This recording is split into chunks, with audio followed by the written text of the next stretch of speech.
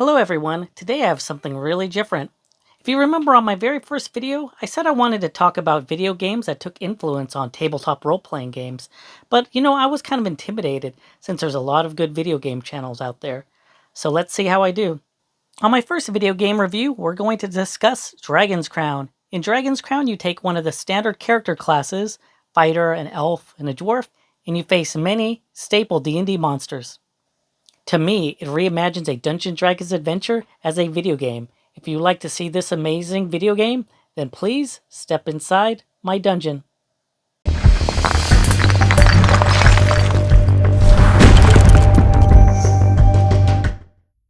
This type of game is what's called a side-scrolling beat-em-up. On a side-scroller, you typically move from left to right while fighting monsters.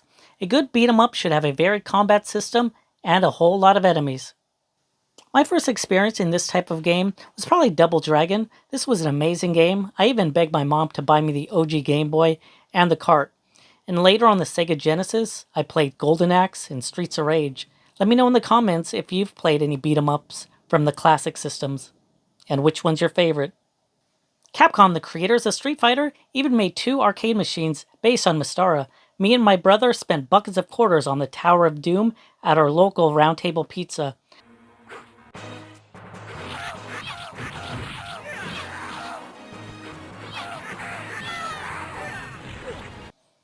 Let me know in the comments if you remember any of these Dungeons & Dragons games in the arcade. I lived in the arcades back then, and I only remember playing the first one. I never saw the second one in the arcade. When I bought Dragon's Crown originally, I didn't know anything about it. All I knew was a PS Vita game, and it was based in a fantasy world. I was always on a hunt for a good game, so I bought it, and I was impressed. I was immediately drawn into the world, even playing with the 5-inch Vita screen. Since it's a beat-em-up, its main focus really isn't on the story, but it does have a short, engaging story. The story takes place in the city of Highland, when your character is caught up on a palace coup. The Prime Minister is trying to take the kingship from the Crown Prince and his sister, so your characters are launched into adventure to help the Crown Prince become king. The story elements are quick, so they get you back to fighting monsters. First off, the graphics are absolutely stunning. Could be me, but I love traditional hand-drawn art, and if you also like the 2D art style, this is definitely the game for you. All of the levels look amazing. Each of the 9 stages are unique. I love the Ghost Ship Cove, where you fight in a beautifully detailed cave with a pirate ship in the background. This reminds me a lot of the Pirates of the Caribbean ride. Bilberon's subterranean fortress is one of my favorites. The party invades an enemy fortress. The characters start by fighting on the fortress walls with a large castle in the background. The characters move inside the fortress to sneak up on sleeping ogres. Watch out for the flames. They're both beautiful but deadly. The animation is fluid and detailed, whether it's small things like close of a cloak or the flicker of fire, everything is smoothly animated. I think great care was taken to craft the game's orchestrated music, and this music helps set the tone for the amazing adventure.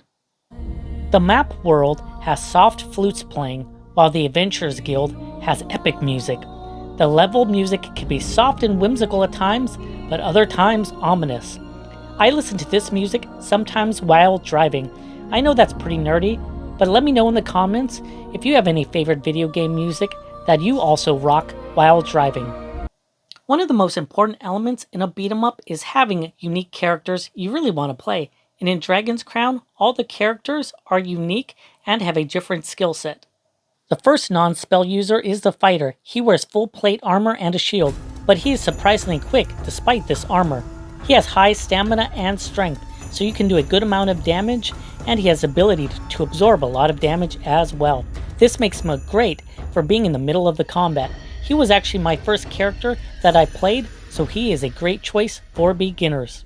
The next non-spell user is the dwarf. The dwarf has the highest strength, but has a little higher constitution than the fighter. The dwarf does have to sacrifice a little bit of speed though. He does have some unique attacks. He can pick up and throw enemies. He can also do a cool diving attack. Another non-spell user is the Amazon. She has less strength than the fighter and the dwarf, but has much lower constitution, which means she cannot sustain as much damage as the other 2 warriors. She does have a higher luck, so she has a better chance at receiving quality gear. The elf is a range-based character. She has a bow with limited arrows, but throughout the levels, there will be a lot of arrow drops. So don't worry about hoarding arrows, shoot them if you got them. She's the quickest character, but is also a capable hand-to-hand fighter. But with a low constitution, she could not sustain damage well. It's best for her to rain arrows from the back. Gameplay is the heart of any arcade beat-em-up. Beat-em-ups can be repetitive. You basically move to the right and fight monsters. So having a varied combat system would help with this repetitiveness, and Dragon's Crown's combat system is its great strength. The spellcasters have a wide assortment of spells in addition to normal attacks. The wizard has many fire and wind spells with a large area of effect. These spells are invaluable with dealing with bosses. Please don't hate on me too much, but my favorite character was a sorceress. She can create food to heal herself and other party members. She also has protection spells and could animate skeletons to help the party in combat. Also, she has some deadly spells that help out in boss fights. Let me know in the comments if you played any of these characters and which one is your favorite. If not, do any look interesting? As characters defeat monsters, they gain experience points.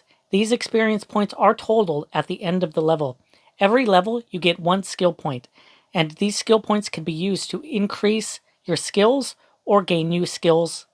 The town is a hub world, and for me, it truly captures the feel of Dungeons & Dragons.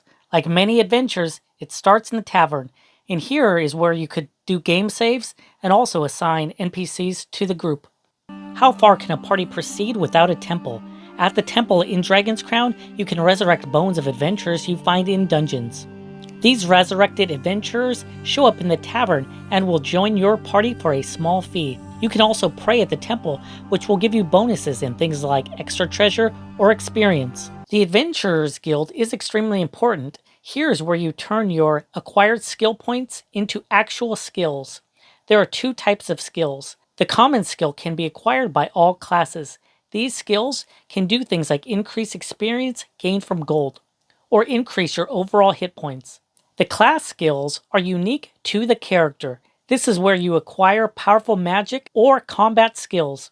I feel the most important shop is Morgan's Magic Shop. Here's where you buy an assortment of potions. You can buy both healing and protection potions.